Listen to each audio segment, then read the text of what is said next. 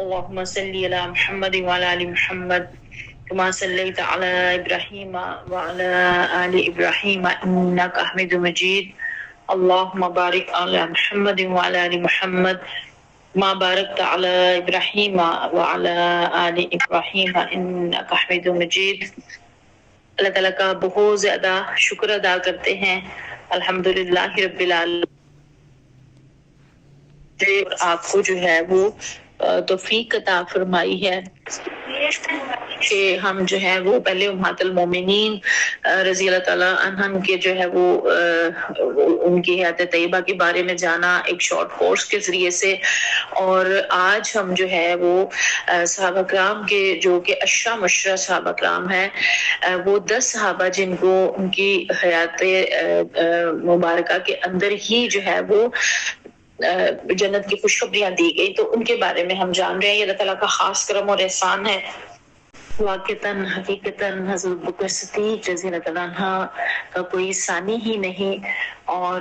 ان کو جو ہے وہ ثانی اثنین کہا گیا، یعنی کہ دو میں کا تیسرا. جیسے ہم دونوں میں سے، وہ قرآن پاک کی آیت ہے نا جب غار میں، تو نبی صلی اللہ علیہ وسلم نے فرمایا کہ ان کے بارے میں کیا خیال ہے جو دو میں جن کا تیسرا اللہ ہو. تو یہ وہ دو جن کو جو ہے وہ پیارے نبی کریم صلی اللہ علیہ وسلم اور تمام انبیاء کے بعد جو ہے وہ افضل البشر کہا جاتا ہے، وہ حضرت ابوبکر صدیق رضی اللہ تعالیٰ عنہ ہیں. اور میری اور آپ کی بہت زیادہ خوش قسمتی ہے کہ اللہ تعالیٰ نے مجھے اور آپ کو موقع دیا ہے کہ ہم جو ہے وہ گھر بیٹھے صحابہ کرام اور صحابیات کے بارے میں جان رہے ہیں، اور ان کی حیات مبارکہ کے بارے میں جاننا انسان کے ایمان میں اضافہ کرتا ہے. صحابیات کا، امہات المومنین کا بھی ہم نے جو شارٹ کورس کیا، آپ لوگوں کا بہت عمدہ اچھا فیڈ بیک آیا، اور ایک جو فیڈ بیک آیا کہ جو کہ اپنے میاں کی دوسری بیوی ہیں، تو انہوں نے کہا کہ میں اس کے بعد اب اپنی پہلی جو میاں جو پہلی بیوی اور بچے ہیں ان کے ساتھ مزید بہتر سلوک کیا کروں، کیونکہ امہات المومنین کا آپس میں جو اتنا انہوں نے اچھا سلوک جو ہے وہ پڑھا اور اس عمل کے لیے یقیناً اس میں سے چنا. کسی نے کہا میں اب آپ کی نماز کی پابندی کیا کروں گی، کیونکہ ان کے بہت زیادہ جو ہے وہ ان کا اللہ تعالیٰ سے محبت اور رغبت اور عبادات اور وہ ساری چیزیں ہم نے پڑھی. تو یہ ہو نہیں سکتا. اس کے علاوہ بھی آپ لوگوں میں سے بہت سے فیڈ بیک آئے، تو یہ ہو نہیں سکتا کہ ہم جو ہے وہ ان ہستیوں کا ذکر کریں یا اللہ اور اللہ کے رسول کا ذکر کریں اور عمل کے لیے کچھ نہ لیں اور کچھ عمل میں ہمارے نہ آئے. ایسا ہوتا نہیں ہے. یقیناً انسان کا دل جو ہے وہ ان چیزوں بہت زیادہ جو ہے وہ نرمی کی طرف آتا ہے اور ایمان کی جو ہے وہ بڑھوتری کا باعث بنتا ہے. اور حضرت ابوبکر صدیق رضی اللہ تعالیٰ عنہ جیسے کہ پیارے نبی کریم صلی اللہ علیہ وسلم کے ہر وقت کے جو ہے وہ ساتھی ہیں، اور زندگی میں بھی ساتھی رہے اور دنیا سے جانے کے بعد بھی ابھی بھی ساتھی ہیں. ہر موقع کے اوپر جو ہے وہ انہوں نے ساتھ نبھایا. اور قرآن پاک میں صحابہ کرام کی تعریف میں اللہ تعالیٰ فرماتے ہیں، سورہ فتح کی آیت ہے، ترجمہ ہے کہ محمد صلی اللہ علیہ وسلم اللہ کے رسول ہیں اور جو لوگ ان کے ساتھ ہیں وہ کفار پر سخت اور آپس میں رحیم ہیں. تم جب دیکھو گے انہیں رکوع اور سجود اور اللہ کے فضل اور اس کی خوشنودی کی طلب میں مشغول پاؤ گے. سجود کے ساتھ ان کے چہروں پر موجود ہے جن سے یہ الگ پہچانے جاتے ہیں. یہ ہے ان کی صفت تورات میں اور انجیل میں، اور ان کی مثال یوں دی گئی ہے کہ گویا ایک کھیتی ہے جس نے کومبل نکالی، پھر اس کو تقویت دی، پھر وہ گدرائی، پھر اپنے تنے پر کھڑی ہو گئی. کاش کرنے والوں کو وہ خوش کرتی ہے تاکہ کفار ان کے پھلنے پھولنے پر جلیں. اور اس گروہ کے لوگ جو ایمان لائے ہیں، جنہوں نے نیک عمل کیے ہیں، اللہ نے ان سے مغفرت اور بڑے اجر کا وعدہ فرمایا ہے. یہ پیارے نبی کریم صلی اللہ علیہ وسلم کے اصحاب کی جو ہے وہ تعریف اللہ تعالیٰ قرآن پاک میں اس کے علاوہ بھی اور جگہوں پہ آئی ہے. یہاں پہ بہت جامع بات میرے اور آپ کے سامنے آ گئی. اور پیارے نبی کریم صلی اللہ علیہ وسلم نے فرمایا، حدیث مبارکہ کا مفہوم ہے کہ میرے اصحاب جو ہے وہ ستاروں کی مانند ہے، جس کے پیچھے بھی چلو گے راہ پالو گے.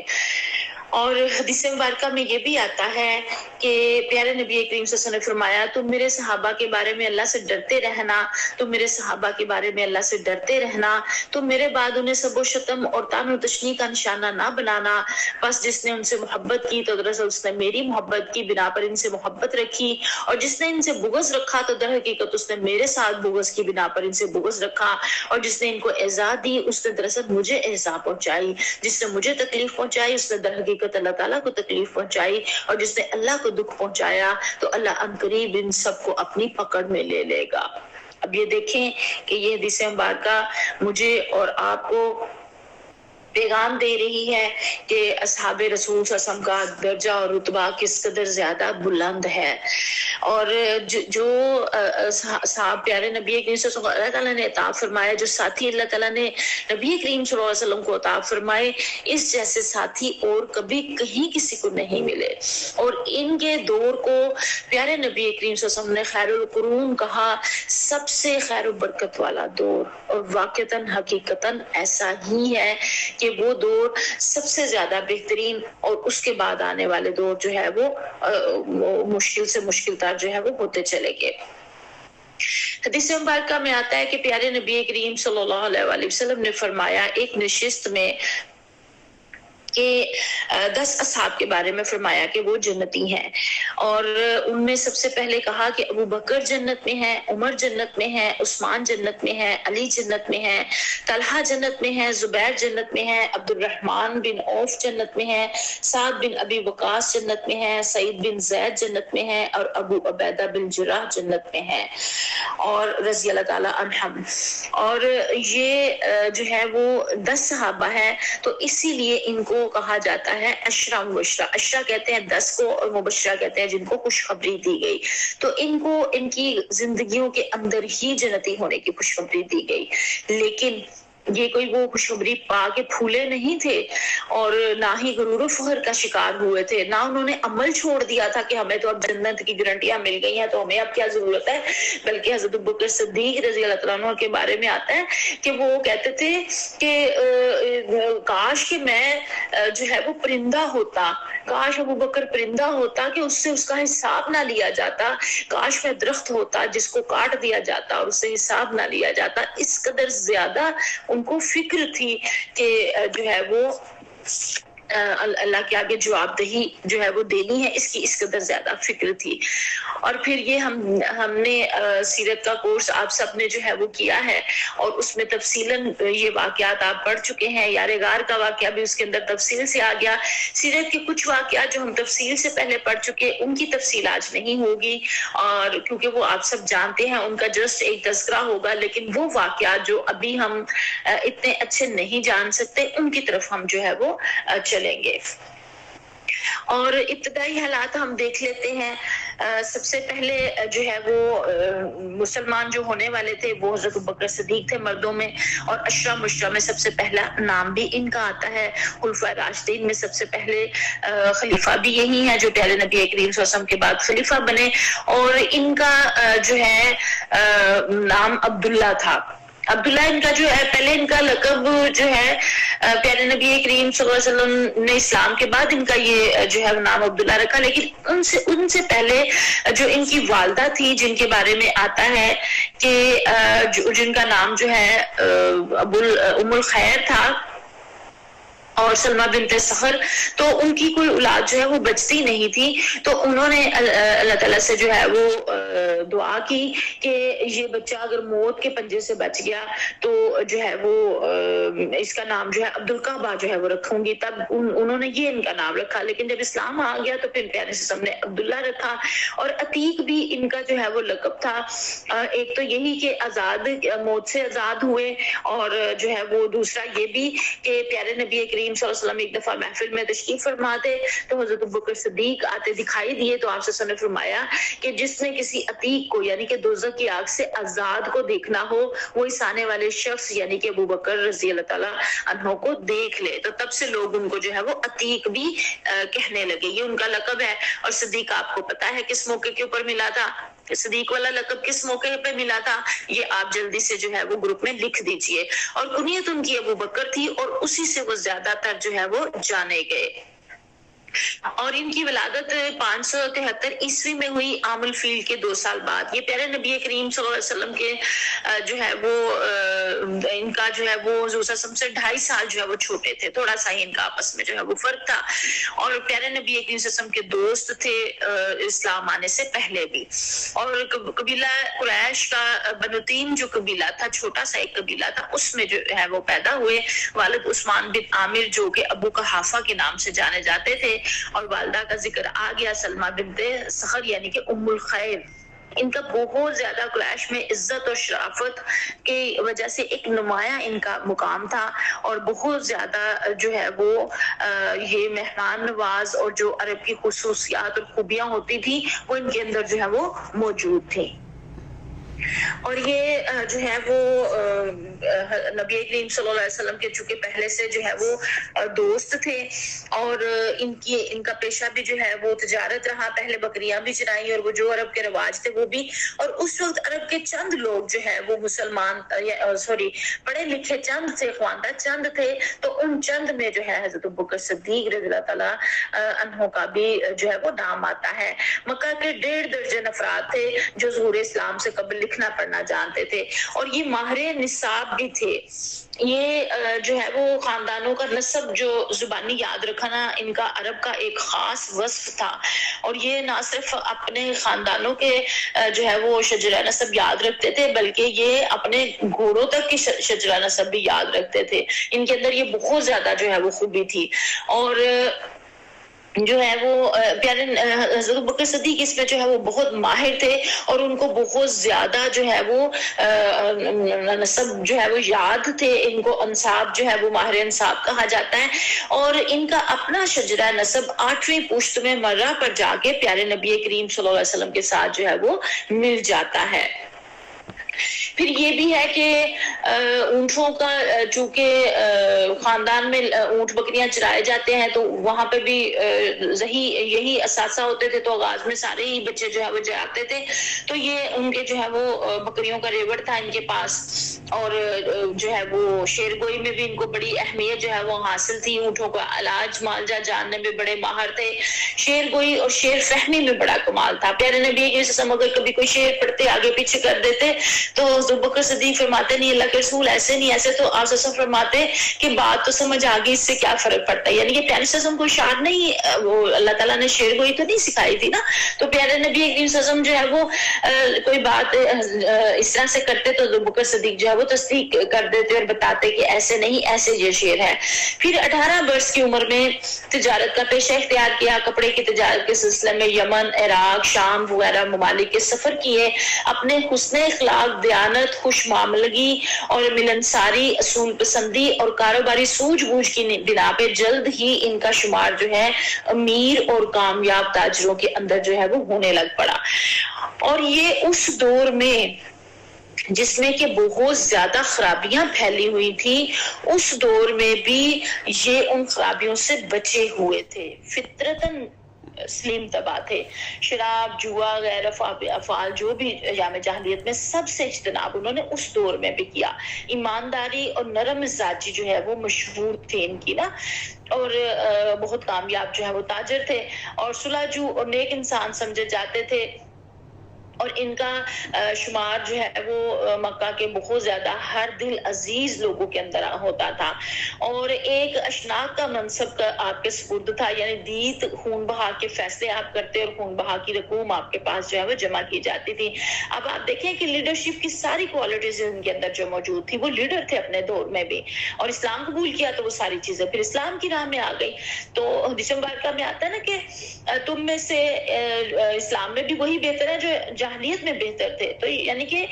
انسان کے اندر بنیادی خصوصیات موجود ہوں تو ان کو ایک رخ مل جاتا ہے. وہ جس رخ میں بھی چلے جائے، نیگیٹو طرف چلے جائے تو وہ نیگیٹو طرف بندہ جو ہے وہ چلا جاتا ہے اور وہ صلاحیتیں اس کی وہاں لگ جاتی ہیں. اگر پازیٹیو طرف آ جائیں تو وہ ظاہر نیکی میں اور اس میں لگ جاتی ہیں. لیکن بنیادی انسان کے اندر جو ہے وہ موجود ہونی چاہیے. اور پیارے نبی کریم صلی اللہ علیہ وسلم کے ساتھ ان کی دوستی جو ہے وہ بچپن ہی سے تھی، کیونکہ آپس میں عادات ملتی تھی. اور آپ جانتے ہیں کہ دوستی انسان کی وہیں پہ ہوتی ہے، محبت انسان کی وہی ہوتی ہے جہاں اس کی انڈرسٹینڈنگ ہوتی ہے، جہاں اسے لگتا ہے کہ یہ میرے جیسے ہی ہے. اور تجارت میں بھی پھر ساتھ رہے، دیانت اور رسول پسندی کے جو قوانین تھے وہ ایک جیسے تھے. اور جو خدیجہ الکبریٰ جس محلے میں رہتی تھی وہ اونچے درجے کے قریشی تاجروں اور رئیسوں کا محلہ تھا، تو حضرت بکر صدیق رضی اللہ عنہ بھی اسی محلے میں رہتے تھے. اور جب پیارے ان کی شادی ہوئی حضرت خدیجہ الکبریٰ سے تو وہ بھی یہاں آ کے منتقل ہو گئے، تو پھر ان کی ہمسائیگی بھی ہو گئی. اور آپ صلی اللہ علیہ وسلم کے پاکیزہ سیرت اور کردار کا انہوں نے بہت قریب سے مشاہدہ کیا، اور جو ہے وہ ان کے ساتھ بہت زیادہ آپس میں جو ہے وہ دوستی ہمسائیگی اور ملنا جلنا اور یہ ساری چیزیں. اور یہی بنا ہے کہ جب اسلام کا اعلان ہوا تو ابو جہل نے فوراً ہی جو ہے وہ حضرت بکر صدیق سے کہا کہ اس طرح سے جو ہے وہ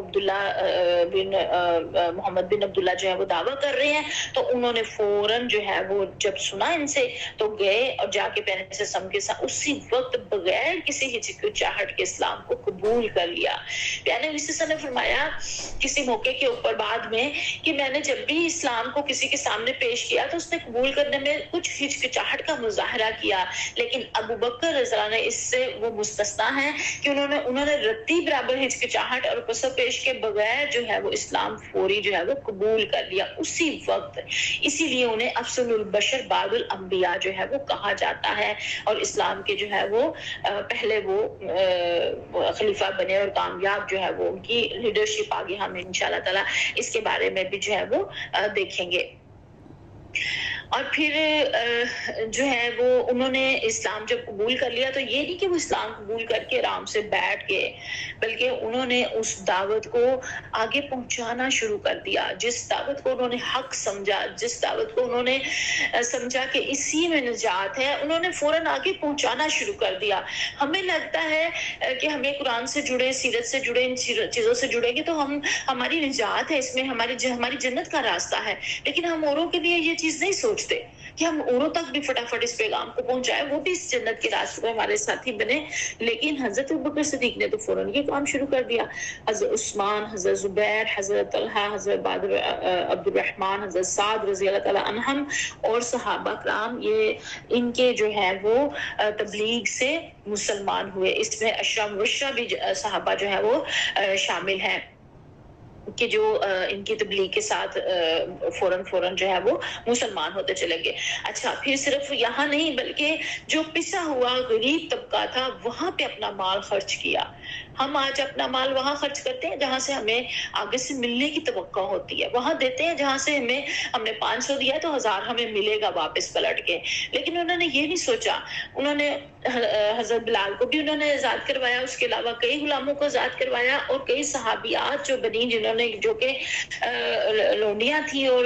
بہت زیادہ ان کے آقا ان کو بہت زیادہ تکلیف دیتے تھے، تو ان کی آزادی کے اوپر پیسہ خرچ کیا. ان کے والد نے جب کہا، ابو قحافہ نے، کہ بیٹا میں دیکھتا ہوں کہ تم نادار اور کمزور لوگوں کے اوپر اپنا مال جو ہے وہ خرچ کر رہے ہو، تو تم اپنا مال کسی اور زیادہ بہتر جگہ میں لگاؤ. تو انہوں نے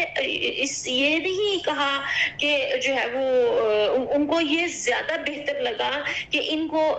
جو ہے وہ آزادی دلائی جائے، اور پھر کوئی احسان نہیں جتایا. کبھی بھی ساری عمر کسی کے اوپر کوئی احسان ہی نہیں جتایا. آپ جانتے ہیں نا کہ پیارے قسم کی وصال کے بعد حضرت بلال نے جو ہے نا اذان دینی ترک کر دی تھی، کیونکہ جب وہ اشہد ان محمد رسول اللہ کے الفاظ ادا کرتے تھے تو پیارے سے کی طرف انگلی سے اشارہ کرتے تھے اس طرح سے.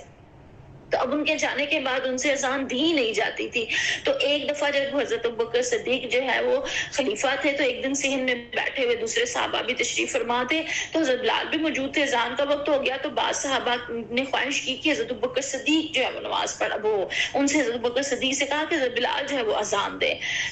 تو حضرت بلال نے آگے سے کیا کہا، انہوں نے کہا ابو بکر رضی اللہ تعالیٰ عنہ، کیا تم اپنی خلافت کے ذوق میں مجھے یہ حکم دیتے ہو یا اس لیے کہ تم نے اپنا مال خرچ کر کے مجھے غلامی سے چھڑایا تھا؟ تو ابو بکر صدیق نے نرمی سے جواب دیا کہ اے بلال، ان دونوں میں سے کوئی بات نہیں ہے، یہ صرف درخواست ہے. بلال رضی اللہ عنہ نے جواب دیا مجھے یہ درخواست منظور نہیں. حضرت ابو بکر خاموش ہو گئے. کیونکہ ان سے دی ہی نہیں جاتی تھی. انہیں پیارے سے اس قدر شدت سے یاد آتے تھے کہ غم سے کلیجہ پھٹتا تھا اور وہ بہت زیادہ روتے تھے اور ان سے آوازان دی نہیں جاتی تھی. لیکن دیکھیں یہ خلیفہ بن گئے ہیں, یہ اس وقت کا واقعہ میں نے آپ کو بتایا, لیکن انہوں نے کوئی کسی قسم کا اپنا کوئی وہ احسان نہیں جتایا ان کے اوپر.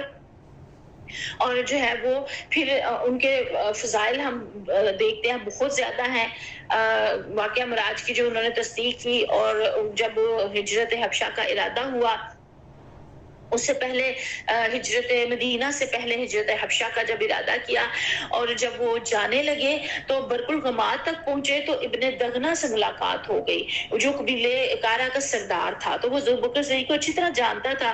اس نے جب پتہ چلا تو انہوں نے روکا, انہوں نے کہا ابوبکر آپ جیسے شخص کو مکہ چھوڑ کر نہیں جانا چاہیے, آپ صلہ رحمی کرتے ہیں, مہمان نواز ہیں, حاجت مندوں کی حاجت پوری کرتے ہیں, مصیبت زدہ کے دکھ درد میں کام آتے ہیں, آپ ہمیشہ سچی بات کہتے ہیں, آپ معاشرے کی زینت ہیں, میں آپ کو اپنی پناہ میں لیتا ہوں, میرے ساتھ مکہ واپس چلیں. اور یہ بھی آپ جانتے ہیں کہ جو پناہ دے دیتے تھے پھر وہ ایک فرد پناہ دے دیتا تھا تو پورا قبیلہ اس کی پناہ ہوتی تھی. تو پھر قریش جو ہے وہ اب ان کو کچھ کہہ نہیں سکتے تھے, لیکن انہوں نے یہ کہا کہ قریش نے ابن دغنہ کی ایمان کو اس شرط پہ قبول کیا کہ یہ اپنے گھر کے صحن میں نماز پڑھے اور قرآن پڑھے, یہ حرم میں نہ آئے. تو حضرت ابوبکر صدیق نے اپنے گھر کے صحن میں چھوٹی سی مسجد بنا لی, وہاں پہ نماز پڑھنے لگ پڑے. اور رقیق القلب تو پہلے ہی سے تھے, اور اخلاص پھر ان کا اتنا زیادہ تھا, جب وہ تلاوت کرتے تو سن کے لوگ ارد گرد کے سارے اکٹھے ہو جاتے, عورتیں بچے نوجوان ان کی دیوار کے ساتھ لگ لگ کر جو ہے وہ آوازیں سنتے قرآن کی, اور قرآن ان کو بہت خوبصورت لگتا. اور ابن دغنہ نے جو ہے ابن دغنہ سے قریش نے شکایت کی کہ ابوبکر نے معاہدے سے انحراف کیا ہے. انہوں نے کہا کہ ان کو روکیں, ہمارے غلام اور ہمارے یہ افراد جو ہیں, عورتیں جو ہیں, یہ خراب ہو رہے ہیں. ان کے نزدیک تو خراب ہونا تھا نا, سابی ہو رہے ہیں, غیر دین ہو رہے ہیں, غیر دین ہو رہے ہیں, ان کے نزدیک تو یہی چیز تھی. تو انہوں نے جو ہے وہ ان کو جب روکا تو انہوں نے کہا کہ میں امان جو ہے تمہیں تمہاری واپس دیتا ہوں. وہ تلاوت سے نہیں رکے. آج میرے اور آپ کے پر تو کوئی قدغن نہیں ہے نا کسی قسم کی کہ ہم تلاوت کریں اپنے گھروں میں اونچی آواز کے ساتھ, یا ہم نماز پڑھیں, لیکن ہم کتنا اس سے رجوع کر رہے ہیں. انہوں نے اتنے پرفتن دور کے اندر جو ہے وہ جبکہ ان کو ضرورت تھی امان کی, تو انہوں نے ان کی امان واپس کر دی, اور اپنے قرآن کو, تلاوت کو, نماز کو, ان چیزوں کو جو ہے وہ نہیں چھوڑا. پھر ہم دیکھتے ہیں کہ جو ہے وہ ہجرت کا ایک بہت بڑا واقعہ ہے کہ جس میں پیارے نبی کریم صلی اللہ علیہ وسلم کے ساتھ جب پہلے وہ ہجرت کر کے مدینہ جانے کی بھی جب انہوں نے اجازت چاہی تو پیغمبر صلی اللہ علیہ وسلم نے فرمایا کہ ہو سکتا ہے تمہیں کوئی اچھا ساتھی مل جائے, تو وہ رک گئے. انہوں نے پھر وہ تیاری کی, وہ واقعہ بہت تفصیل سے آپ نے سنا ہوا ہے اس میں رحیق المختوم کورس کے اندر. تو اس کو جسٹ ہم اتنا دیکھ لیتے ہیں کہ جب پیارے نبی کریم صلی اللہ علیہ وسلم کے ساتھ غار میں گئے ہیں تو قرآن نے ان کو کیا کہا. قرآن نے کہا اذ یقول لصاحبہ لا تحزن ان اللہ معنا, غار ثور میں آپ کو صاحب کہا گیا کہ پیارے نبی کریم صلی اللہ علیہ وسلم نے ان سے کہا کہ نہ ڈرو نہ غم کرو, اللہ ہمارے ساتھ ہے. جب وہ پریشان ہو گئے کفار کو دیکھ کے, تو اور وہ بھی واقعہ کہیں سے آپ کو نہیں ملتا اتنی زیادہ محبت کا کہ غار میں جاتے ہوئے پاؤں زخمی ہو گئے پیارے نبی صلی اللہ علیہ وسلم کے, تو ابوبکر صدیق ان کو اٹھا کے لے گئے. حالانکہ وہ خود دبلے پتلے تھے, بہت زیادہ وہ نہیں تھے, لیکن ان میں ایمان کی قوت طاقت بہت زیادہ تھی. اور پھر سارا غار کس طرح سے صاف کیا اور کس طرح انہیں جو ہے وہ تکلیف پہنچی, اور پیارے نبی نے لاب دہن لگایا اور ان کو آرام آ گیا. اور اسی طرح سورہ لیل کے اندر یہ جو آیت ہے نا کہ اس سے دور رکھا جائے گا وہ نہایت پرہیزگار جو پاکیزہ ہونے کی حاضر اپنا مال دیتا ہے, تو مفسرین کے نزدیک یہ حضرت ابوبکر صدیق رضی اللہ کے بارے میں جو ہے وہ نازل ہوئی. پیغمبر نے فرمایا لوگوں مجھ پہ سب سے زیادہ احسانات ابوبکر کے ہیں, اور آپ نے یہ بھی فرمایا کہ میں نے سب کے احسانات جو ہے وہ اتار دیے, لیکن ابوبکر کے جو ہے وہ اللہ کی جو ہے وہ ان کا جو ہے وہ اجر دے گا, یعنی کہ ان کے احسانات جو ہے وہ اس قدر زیادہ. اور پھر یہ بھی فرمایا کہ اگر میں اللہ کے سوا کسی کو خلیل بناتا تو ابوبکر کو بناتا. اور جب آخری وقت تھا تو یہ بھی فرمایا کہ مسجد کے سب دروازے بند کر دو سوائے ابوبکر کے دروازے, کیونکہ مسجد نبوی کی طرف جو دروازے کھلتے تھے حجروں کے وہ سارے جو ہے وہ بند کیے گئے سوائے ان کے. اور جو ہے وہ جب مدینہ منورہ پہنچے پیارے نبی کریم صلی اللہ علیہ وسلم کے ساتھ، تو حضرت ابو بکر صدیق جو ہے وہ فرماتے ہیں کہ دنیا کی چیزوں میں سے مجھے 3 چیزیں بہت زیادہ پیاری ہیں، پیارے نبی کریم صلی اللہ علیہ وسلم کے روح مبارک کی طرف دیکھتے رہنا، حضرت صلی اللہ علیہ وسلم پر اپنا مال خرچ کرنا، اور میری لڑکی کا رسول اللہ صلی اللہ علیہ وسلم کی زوجیت میں ہونا۔ اور یہ انہیں بہت پسند چیزیں تھیں۔ اور ایک دفعہ پیارے صلی اللہ علیہ وسلم نے فرمایا اللہ ابو بکر پر رحم فرمائے رضی اللہ تعالیٰ عنہ، انہوں نے اپنی بیٹی میری زوجیت میں دی، ہجرت میں میرا ساتھ دیا، اور بلال رضی اللہ کو آزاد کیا۔ اور حضرت عمر فاروق فرمایا کرتے تھے کہ کاش میری ساری نیکیاں ابو بکر لے لیں اور وہ مجھے ایک رات جو ہے وہ غار کی دے دیں، اتنا زیادہ اس کا جو ہے وہ اجر تھا۔ پھر ہم دیکھتے ہیں کہ یہ جو ہجرت کے وقت کی بھی ہم بات کر رہے تھے، لا تحزن ان اللہ معنا، تو یہ بات آیت قرآن کی صورت میں جو ہے وہ محفوظ ہو گئی۔ اور پھر ہم دیکھتے ہیں کہ مدینہ منورہ کا جو دور تھا، مکہ میں بھی پیارے قسم کا ہر لمحہ ہر جگہ انہوں نے ساتھ دیا۔ یہ واقعہ بھی آپ سن چکے کہ جب بہت زیادہ کفار جو ہے وہ پیارے نبی کریم صلی اللہ علیہ وسلم کو گلا گھونٹ کے مارنے کی کوشش کر رہے تھے چادر گلے میں ڈال کے، تو اس وقت انہوں نے چھڑایا اور بچایا۔ اور پھر ایک اور موقع کے اوپر ان کے اوپر جو ہے وہ اتنا زیادہ تشدد کیا کفار نے، اتنا مارا پیٹا ان کو، ان کے چہرے کے اوپر جو ہے وہ نعوذ باللہ جوتوں کے ساتھ اتنا مارا کہ ان کا چہرہ سوچ کر وہ بالکل مردہ ہو کے بے ہوش ہو گئے۔ تو لوگوں نے کہا کہ اگر یہ مر گئے تو ان کا جو ہے وہ تم سے بدلہ لیا جائے گا ان کو۔ اور جب لے کے گئے گھر، برا ان کا حال، اور جب ہوش آئی تو اپنی والدہ کو وہ کہتے ہیں سب سے پہلے پیاری سسم کے بارے میں حال پوچھا کہ ان کا حال کیا ہے۔ تو انہوں نے کہا کہ تم کچھ کھا لو پی لو۔ انہوں نے کہا نہیں، جب تک ان کا پتہ نہیں چلے گا۔ انہوں نے کہا وہ خیریت سے ہیں۔ انہوں نے کہا نہیں، میں جب تک ان کو دیکھوں گا نہیں مجھے چین نہیں آئے گا۔ اور پھر اس وقت جو ہے انہوں نے دار ارقم میں پیارے نبی کریم صلی اللہ علیہ وسلم تشریف فرما تھے، وہاں پہ جب ان کو لے کر گئے تو وہاں انہوں نے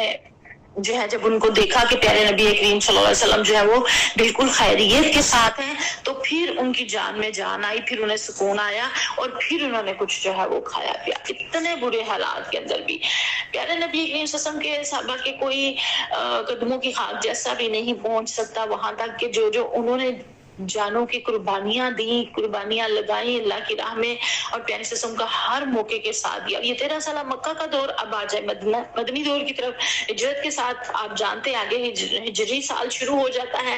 تو غزوہ بدر جب ہوا، یہ بھی میں واقعہ سارا تفصیل سے آپ کو بتا چکی ہوں، صرف اتنی بات یاد دہانی کے لیے، تذکیر کے لیے، کہ جب پیارے نبی کریم صلی اللہ علیہ وسلم ساری اپنی فوج کو جا بجا معمور کرنے کے بعد خود اللہ کے آگے گریہ زاری کر رہے ہیں، اور ایک ٹلے پر عریش صاحبان بنا دیا گیا جس میں حضرت بکر صدیق باڈی گارڈ کے طور پہ جو ہے وہ کھڑے ہو گئے، اور ان کو یہ شرف حاصل ہوا بدر کے مقام کے اوپر کہ پیرسوں کا باڈی گارڈ ہونے کا انہوں نے فریضہ انجام دیا۔ وہ کسی بھی موقع پہ پیرسوں کو نہیں چھوڑتے تھے، ساتھ ہی رہتے تھے۔ انتہائی خطرناک موقع تھا یہ والا، کوئی آسان موقع نہیں تھا، لیکن وہ ڈٹے رہے نہایت جرأت و پامردگی کے ساتھ اور عزم و استقلال کے ساتھ جو ہے وہ اس کے اوپر ڈٹے رہے۔ اور جب پیارے قسم اتنی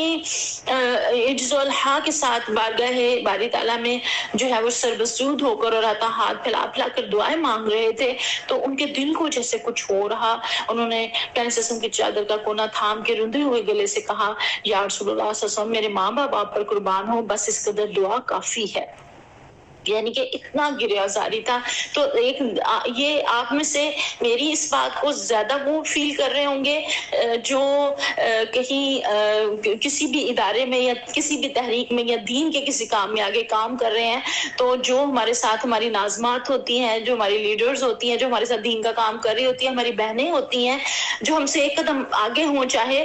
تو وہ ہمیں ان سے محبت ہو تو ہمیں ان کا کتنا درد دریغ اور احساس فیل ہوتا ہے۔ یا گھروں میں بھی ایسے ہوتا ہے، تحریک کی بات کے علاوہ گھروں میں بھی آپ دیکھ لیں، جس کو جس سے محبت ہوتی ہے اس کو اس کا کتنا خیال ہوتا ہے کہ ہائے تم اپنے آپ کو نہ کھپاؤ، ہائے تم اپنے آپ کا اپنا بھی خیال رکھو، ہوتا ہے نا اس طرح سے۔ تو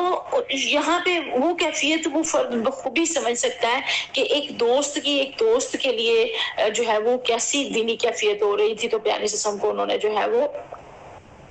کہا کہ اللہ کے رسول صلی اللہ علیہ وسلم بس کیجیے، اللہ تعالیٰ جو ہے وہ مدد فرمائیں گے۔ اور پھر جب دشمن کے سامنے آمنا سامنا ہوا تو دشمنوں کی طرف سے جو ہے وہ بدر میں ابو بکر کے بیٹے عبد الرحمن جو بھی مسلمان نہیں ہوئے تھے وہ آئے اور عام جنگ سے پہلے معاذرت طلب کی، تو ابو بکر جو ہے مقابلے کے لیے جانے لگے تو پیارے سے ہم نے روک دیا، فرمایا تلوار نیام میں کرو، ہمیں اپنی صحبت سے متمتع ہونے دو، یعنی کہ ابھی ہمیں تمہاری ضرورت ہے۔ اللہ اکبر۔ اصحاب رسول صلی اللہ علیہ وسلم کی کہ جن کو خود پیارے نبی کریم صلی اللہ علیہ وسلم جو ہے وہ کہہ رہے ہیں۔ اور عبد الرحمن جب مدینہ میں آگے اسلام قبول کر لیا تو ایک دفعہ کہنے لگے کہ بجان بدر کی جنگ میں ایک دفعہ میری تلوار کی زد میں آگے تھے لیکن میں نے اپنا ہاتھ روک لیا، تو ابو بکر صدیق رضی اللہ عنہ نے فرمایا خدا کی قسم اگر تو میری تلوار کی زد میں آ گیا ہوتا تو میں تجھے کبھی نہ چھوڑتا۔ اب آپ دیکھ لیں کہ ایمان جو ہے وہ کس طرح سے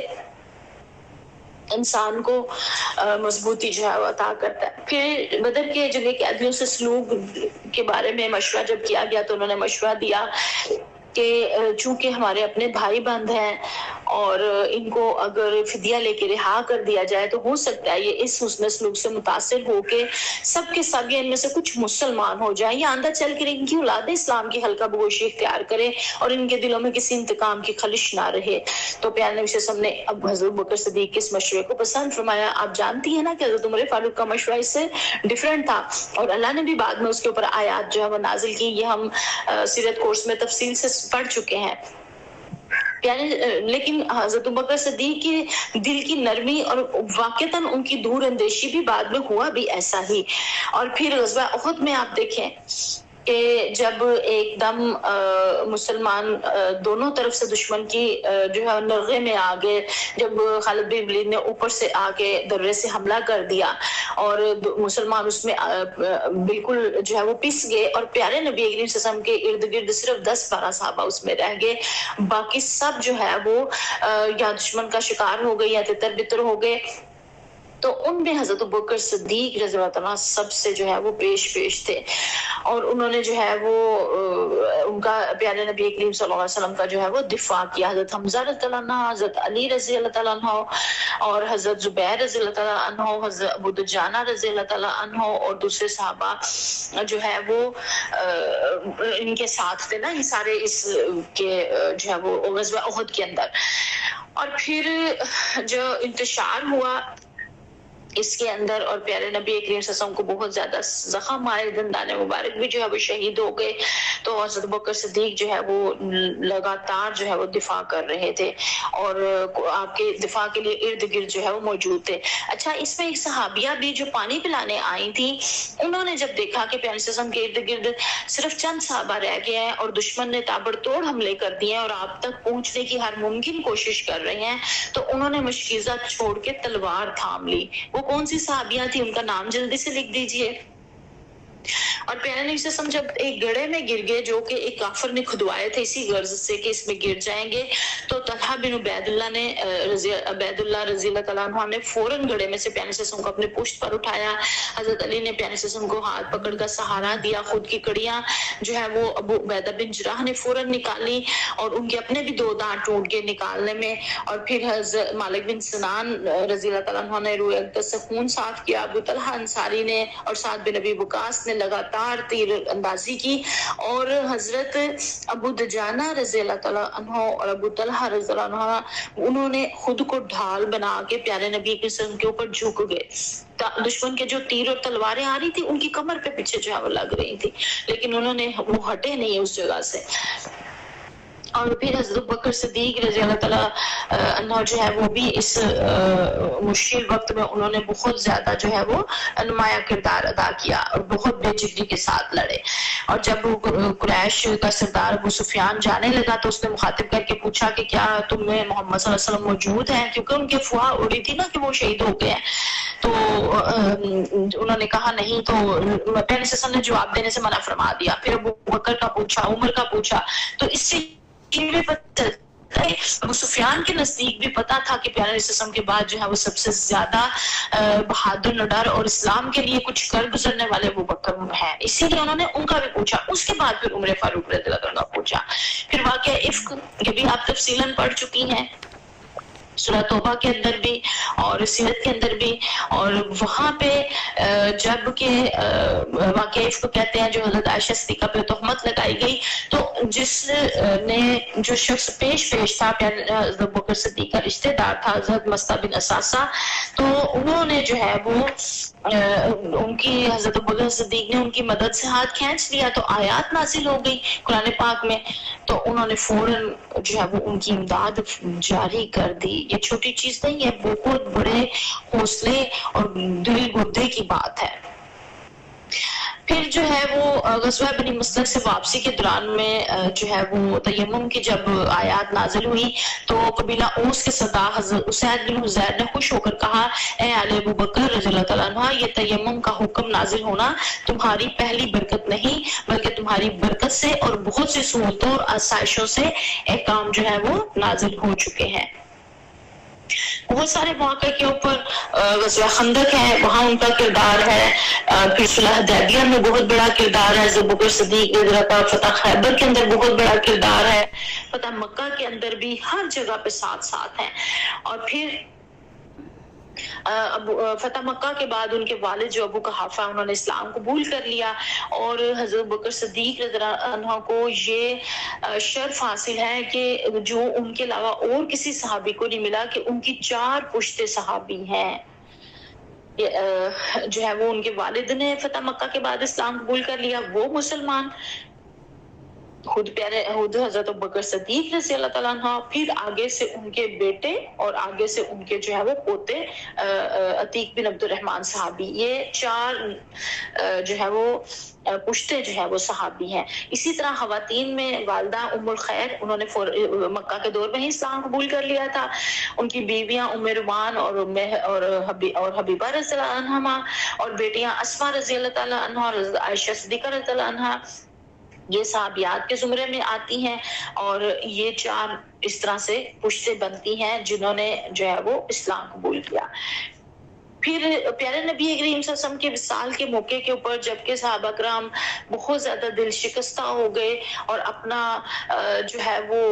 ہوش و حواس بھی کھو بیٹھے، اور حضرت عمر فاروق نے تو کہا اگر کسی نے نام لیا کہ پیارے سے وصال فرما گیا تو وہ تلوار لے کے کھڑے ہو گئے کہ میں ان کو جو ہے وہ جان سے مار دوں گا. تو اس موقع پہ حضرت ابوبکر صدیق رضی اللہ عنہ نے اتنی معاملہ فہمی اور بہادری کا ثبوت دیا، کیونکہ جذبات کا جب غلبہ ہوتا ہے نا اس وقت اپنے آپ کو کنٹرول کرنا بہت مشکل ہوتا ہے. اور وہ خبر کیا خبر تھی ان کے لیے، جو ان کے دوست تھے، جو نبی تھے، جو جن کے ساتھ رشتہ داریاں بھی تھی، جن کے ساتھ زندگی کا لمحہ لمحہ کا سانس کا ہمسائیگی بھی تھی، دوستی بھی تھی، ساتھ تھا ہر لمحہ لمحہ کا، وہ دنیا سے ان کے جانے کی خبر ہے. اس وقت اپنے ہوش و حواس کو قائم رکھنا کوئی چھوٹی چیز نہیں تھی. اور انہوں نے اس وقت جو ہے وہ فرمایا، خطبہ دیا اور وہ آیت پڑھی، اور خطبہ جو قرآن پاک کی آیت ہے سورہ آل عمران کی، اور خطبہ دیا کہ جو محمد صلی اللہ علیہ وسلم کی عبادت کرتے تھے وہ جان لے کہ محمد صلی اللہ علیہ وسلم وفات پا چکے ہیں، اور جو اللہ کی عبادت کرتا ہے وہ جان لے کہ اللہ زندہ ہے اور کبھی مرے گا نہیں. اور پھر یہ آیت تلاوت فرمائی، وما محمد الا رسول اللہ. وہ جو آیت ہے سورہ آل عمران کی کہ اگر نبی کریم صلی اللہ علیہ وسلم جو ہے وہ وصال فرما جائیں یا قتل ہو جائیں تو کیا تم الٹے پاؤں پھر جاؤ گے. تو یہ انہوں نے جو ہے وہ، اور صحابہ کرام نے کہا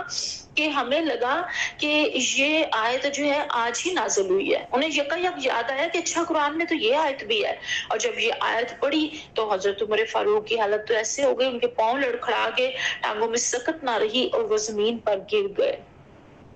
ربیع الاول کا مہینہ چل رہا ہے، پیارے نبی کریم صلی اللہ علیہ وسلم کی وفات بھی 12 ربیع الاول کو ہے اور پیدائش بھی اسی ماہ کے اندر ہے.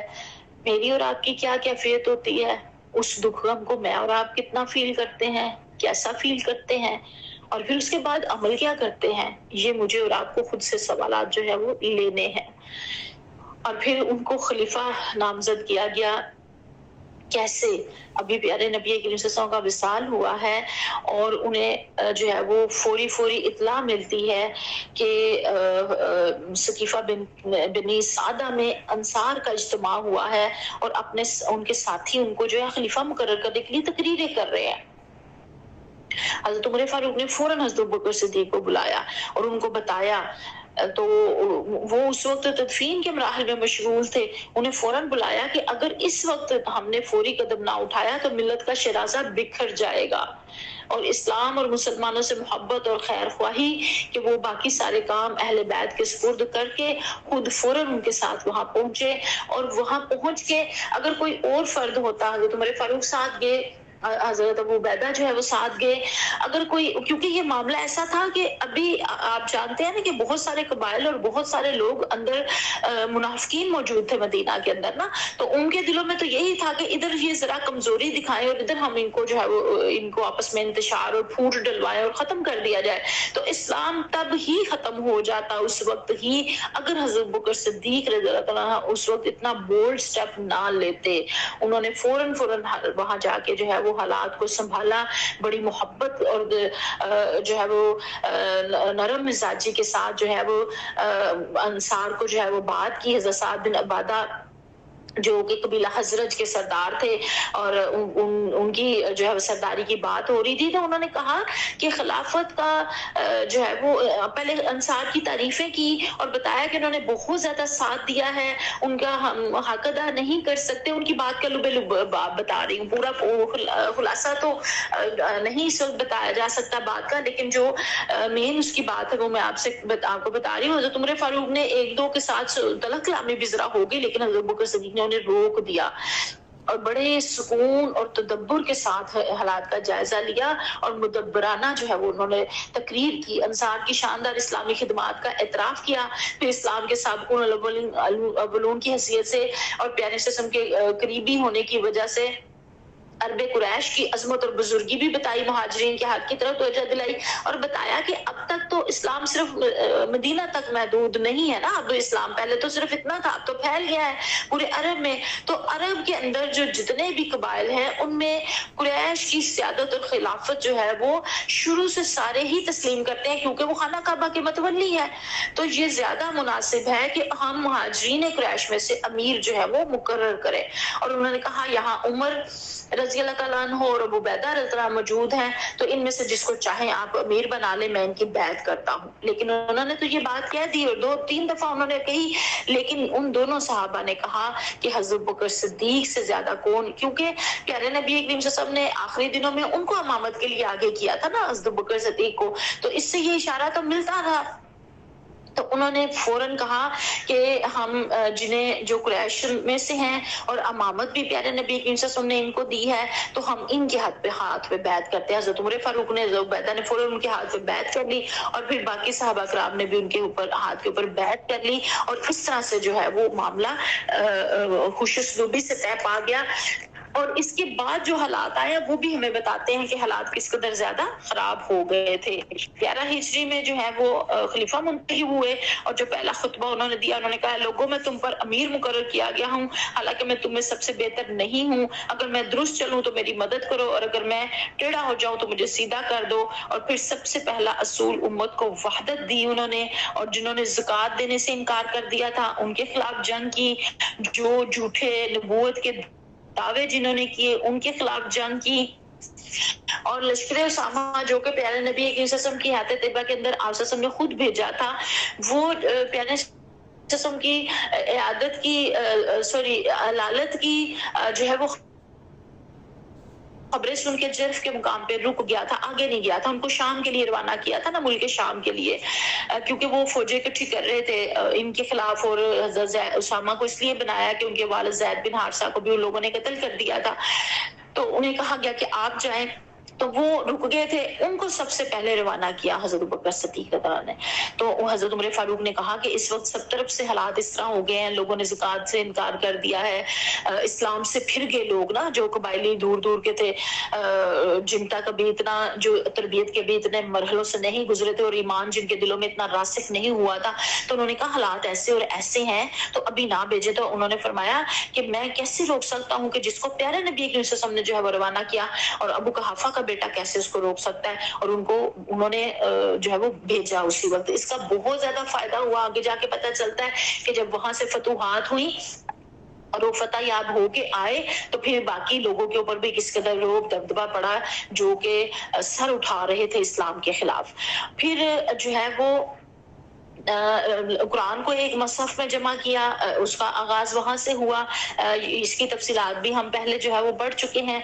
لیکن یہ بھی میں آپ کو بتا دوں کہ یہ بھی حضرت ابوبکر صدیق رضی اللہ عنہ کے جو ہے وہ دور میں ہوا۔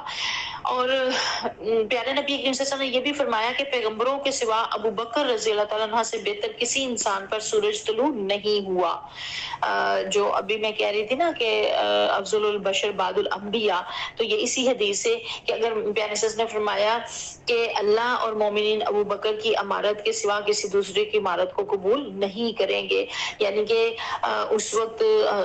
حضرت ابو بکر ایک دن امامت کے لیے جو ہے وہ نماز پڑھانے کے لیے تھوڑا لیٹ ہو گئے، تو حضرت عمر فاروق کو کھڑا کر دیا گیا۔ تو جب ان کی تلاوت کی آواز آئی تو پیارے صلی اللہ علیہ وسلم نے فوراً میسج پیغام بھجوایا اپنے حجرے سے۔ اس وقت طبیعت ناساز تھی، لیکن اس کے باوجود کہ انہوں نے کہا کہ نہیں، حضرت ابوبکر صدیق جو ہے وہ امامت کریں۔ تو اس سے ہمیں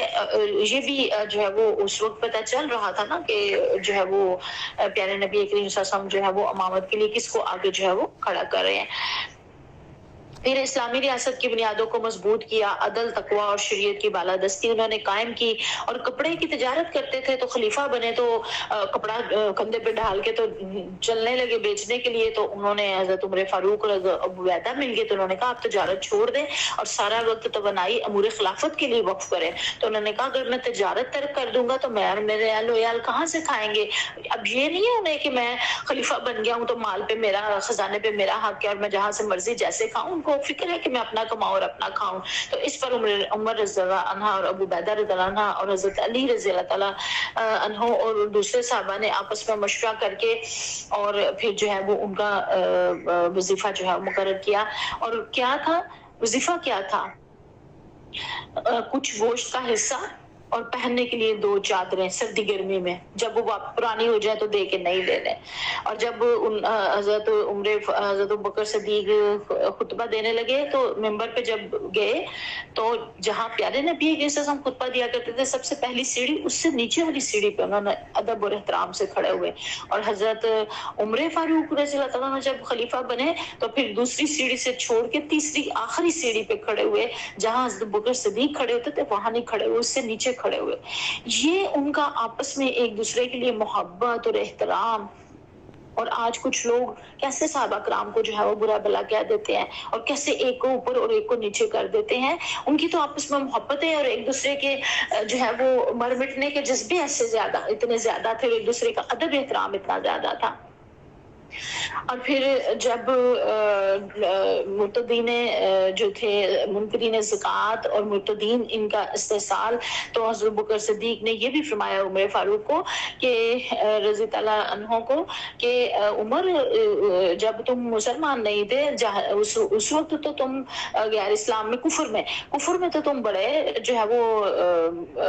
وہ تھے، بہادر تھے، تو اب اسلام میں تمہیں کیا ہو گیا کہ تم کمزور پڑ گئے ہو؟ یعنی کہ انہوں نے اس بات کو حالانکہ وہ خود نرم مزاج تھے لیکن اسلام کے اوپر آنچ آ رہی تھی، پیارے نبی اکرم صلی اللہ علیہ وسلم کے جو ہے وہ قائم کردہ دین کے اوپر جو ہے وہ آنچ آ رہی تھی، تو وہ کیسے اپنی زندگی میں برداشت کر لیتے ہیں؟ تو انہوں نے یہ سارے، اور پھر بعد میں حضرت عمر فاروق خود فرماتے ہیں کہ حضرت ابوبکر صدیق رضی اللہ عنہ کے فہم و فراست کو جو ہے ہم میں سے کوئی بھی نہیں پہنچ سکتا، یعنی کہ انہوں نے اس قدر زیادہ جلدی معاملہ فہمی اور چیزوں کو سمجھ لیا کہ اگر ان سارے چیزوں کا ابھی جو ہے وہ کلا کما نہ کیا گیا، ان کو نہ درست کیا گیا، تو یہ آگے چل کے اسلام کے لیے بہت بڑا خطرہ بن جائیں گے۔ اور واقعتاً حقیقتاً ایسا ہی ہونا تھا۔ اب اس وقت اتنا وقت نہیں ہے کہ میں آپ کو ایک ایک قبیلے کا جو ہے وہ نام اور یہ ساری چیزیں بتاؤں، اللہ تعالیٰ نے ہمیں موقع دیا تو انشاءاللہ تفصیلی بھی اس پہ کبھی بات کریں گے، لیکن بہت سارے قبائل جو ہیں وہ ان میں انہوں نے سر اٹھا لیا تھا اور ان سارے قبائل کے خلاف پھر جو ہے وہ فوری جنگیں ہوئیں۔ اسی میں یمن میں پیارے نبی کی سنت کی حیات طیبہ کے آخری ایام میں اسود انسی کے نام سے ایک شخص تھا جس نے جھوٹی نبوت کا دعویٰ کر دیا تھا اور مرتد ہو کے قبائل کو اپنا ساتھی بنا لیا تھا۔ تو اب حضرت بکر صدیق نے وہاں ایک جو ہے ایرانی نسل مخلص مسلمان جو ہے نا اس نے اس کو جو ہے وہ قتل کیا اور مرتد قبائل کو جو ہے وہ شکست دی، اور حضرت جو مرتد ہو گئے تھے ان میں سے کچھ لوگ پشیمان ہوئے، تائب ہوئے، تو حضرت بکر صدیق نے ان کو جو ہے وہ معاف کر دیا، اور انہوں نے بعد میں عراق اور ایران کی جنگوں میں حصہ بھی لیا۔ کچھ صحابہ کرام کے بارے میں بات ہے۔ پھر طلحہ بن خویلد اسدی، یہ بھی بنو اسد کا جھوٹا نبوت کا دعوے دار تھا۔ یہاں پہ حضرت خالد بن ولید کے انہوں نے سرکردگی میں جو ہے وہ بھیجے افراد، اور انہوں نے جو ہے وہ اس کا کلا کما کیا۔ پھر ایک سجاح تھی، سین جیم الف ہے جو حلوے والی ہی ہوتی ہے، سجاح، یہ عورت تھی، اس نے بھی نبوت کا دعویٰ کیا ہوا تھا۔ غالباً بڑی خوبصورت اور ذہین تھی، عراق کے عیسائی قبیلے بنی تغلب میں جو ہے وہ پلی بڑی تھی، اور ایرانی حکومت کی سازشی پالیسی بھی اس کی پشت پر تھی، اور اپنی نبوت اور سیادت کا کاروبار چمکانے کے لیے جو ہے وہ یہاں پہ آئی، اور بنی تغلب اور دوسرے عراقی قبائل کا ایک لشکر بھی جو ہے وہ اس کے ساتھ تھا۔ اور جب مالک بن نویرہ حضرت خالد کے ہاتھوں مارا گیا تو وہ وہاں سے بھاگ کے یمامہ میں مسلمہ کذاب کے پاس چلی گئی، اور دونوں نے آپس میں نکاح کر لیا۔ دونوں ہی جھوٹے دعوے دار تھے نبوت کے، اور جب مسلمہ کو شکست ہوئی اور وہ مارا گیا تو وہ سجا جو ہے وہ واپس عراق چلی گئی اور قبیلے میں خاموش زندگی گزارنے لگی، اور بعد میں جو ہے وہ مسلمان ہو کے مری۔ اور مسلمہ کذاب کے بارے میں آپ نے پڑھا ہے کہ وہ بنی بکر کی ایک طاقتور شاخ بنی حنیفہ جو ہے وہ مدینہ سے قریب جو ہے وہ رہتی تھی، اور یہ لوگ 9 ہجری میں جو ہے وہ مسلمان ہوئے تھے، اور اس قبیلے کے کم رو حقیق شخصیت کے مالک آدمی نے جو ہے وہ نبوت کا دعویٰ کر دیا، اور 40,000 جنگجو اس کے گرد جمع ہو گئے، اور جب سجاح نے اس سے نکاح کر لیا تو ظاہر اس کی طاقت اور زیادہ بڑھ گئی۔ تو حضرت ابوبکر صدیق رضی اللہ عنہ نے شرجیل بن حسنہ اور اکرمہ بن ابی جہل کو مسلمہ کذاب سے نبڑنے کے لیے بھیجا، لیکن وہ علیحدہ ہو کے لڑے تو اس لیے وہ شکست کھا گئے۔ اس کے بعد پھر حضرت خالد بن ولید کو بھیجا، اور یہ جنگ جو ہے وہ کہتے ہیں کہ خون ریزی میں بہت زیادہ بڑی جنگ تھی، اور ایسی سخت جنگ مسلمانوں پہلے کبھی نہیں لڑی تھی۔ یمن، عمان، بحرین، حضرموت، مہرہ وغیرہ کے مرتدین کی نگاہیں ادھر لگی ہوئی تھی، اور ایرانیوں کو بھی اس رزلٹ کا انتظار تھا کہ اگر یہ جو جھوٹا نبوت کا دعوے دار ہے اگر یہ غالب آ گیا تو اسلام ختم ہو جائے گا، تو پھر ہم جو ہے وہ اوپر ہم بھی حملے کر دیں گے۔ تو مسلمہ کی جو فوج تھی وہ لڑتے لڑتے قریبی باغ میں گھس گئی، اس کی 4 دیواری اونچی تھی، تو ایک مسلمان نے دیوار سے کود کر دروازہ اندر سے پھاٹک کھول دیا لڑتے بھڑتے، اور مجاہدین نے باغ کے اندر گھس کر اس کا جو ہے وہ ان کو ختم کر دیا، اور پھر اس کو مسلمہ قذاب کو حضرت حمزہ کا جو قاتل وحشی جو کہ بعد میں مسلمان ہو گئے تھے انہوں نے جو ہے وہ قتل کیا، اور ایک انصاری صحابی جو ہے وہ ساتھ، تو 10,000 اس میں مرتد مارے گئے اور 1200 جو ہے وہ مسلمان شہید ہوئے۔ تو اس سے پہلے کسی جنگ میں اتنا زیادہ نقصان مسلمانوں کا نہیں ہوا تھا۔ یہ باغ جو ہے وہ حدیقۃ الموت، موت کا باغ جو ہے وہ کہلاتا تھا، اور یوں اس کا بھی کلا کما کیا۔ اور اس کے یہ سارے جتنے بھی اقدامات ہیں جو حضرت ابوبکر صدیق رضی اللہ تعالیٰ عنہ نے کیے، یہ جو مانعین زکوٰۃ کے ساتھ اور مرتدین کے ساتھ اور نبوت کے جھوٹے دعوے داروں کے ساتھ، یہ کوئی لمبے چوڑے 10 20 25 سال کی بات نہیں ہے جو آپ کو بتائی جا رہی ہے، یہ صرف تقریباً 2 سال اور 2-3 ماہ، اتنا سا ان کا جو ہے وہ عرصہ ہے کہ جس کے اندر انہوں نے یہ سارے اقدامات کیے فوری۔ اس سے پتہ چلتا ہے کہ ایک لمحہ کے لیے بھی نہیں جو ہے وہ فارغ بیٹھے، اور نہ وقت کو جو ہے وہ انہوں نے ضائع کیا۔ اور پھر 22 جمادی الاخر 13 ہجری کو جو ہے وہ ان کی وفات ہوئی، اور جو ہے وہ آپ جانتے ہیں کہ ان کی تدفین جو ہے وہ کہاں ہوئی، یار غار کے ساتھ، اپنے جہاں وہ اپنے پیارے نبی کریم صلی اللہ علیہ وسلم کے اپنے دوست کے ساتھ غار میں تھے، اور اسی طرح پھر وہ وہاں پہ بھی ان کے ساتھ ہیں۔ اور حضرت بکر صدیق نے جو ہے وہ 4 شادیاں کی، اور 2 مکہ میں اور 2 مدینہ میں، چاروں سے اولاد ہوئی، 3 لڑکے اور 3 لڑکیاں، سبھی نے تقریباً جو ہے وہ اسلام جو ہے وہ قبول کر لیا تھا۔ اور قتیلہ بنت عبد العزیٰ جو پہلے شادی ہوئی تھی، بعد میں حضرت ابوبکر تو مسلمان ہو گئے، وہ مسلمان نہیں ہوئی تو ان کو جو ہے وہ طلاق انہوں نے دے دی۔ پھر حضرت رومان بنت عامر رضی اللہ تعالیٰ عنہ جو کہ حضرت عائشہ صدیقہ کی والدہ تھی، حضرت عبد الرحمن بن ابی بکر کی والدہ تھی، ان سے جو ہے وہ شادی ہوئی۔ پھر حضرت اسماء بنت امیس سے جو ہے وہ ان کی شادی ہوئی، حضرت حبیبہ رضی اللہ عنہ بنت خارجہ بن زید رضی اللہ تعالیٰ عنہ سے، اور ان سے جو ہے وہ ان کی اولادیں بھی ہوئی۔ اور حلیہ کیا تھا؟ حضرت بکر صدیق گورے چٹے دبلے پتلے موزوں قامت تھے، بلند پیشانی اور خوبصورت چہرہ، آنکھیں اندر کو دھسی ہوئی، گنگریالے بال، چہرے مہرے سے وجاہت ٹپکتی، ہجرت کے وقت داڑھی تقریباً سفید ہو چکی تھی، مہندی اور اس کا جو ہے وہ کلر لگاتے تھے، پیارے قسم کے کہنے کے اوپر نا کلر،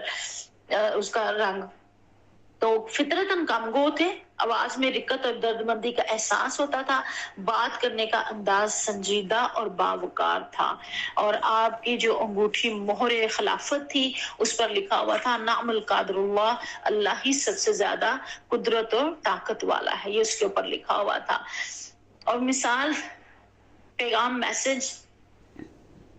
صداقت اور ایمان کی اعلیٰ مثال، دین پر استقامت اور قربانی، قیادت میں عدل و شفقت، ہمارے لیے رہنمائی، ایمان، اثار، خدمت دین۔ یہ پڑھتے ہوئے آ رہا تھا خیال کہ اگر ہمارے قیادتیں سیرت کو پڑھیں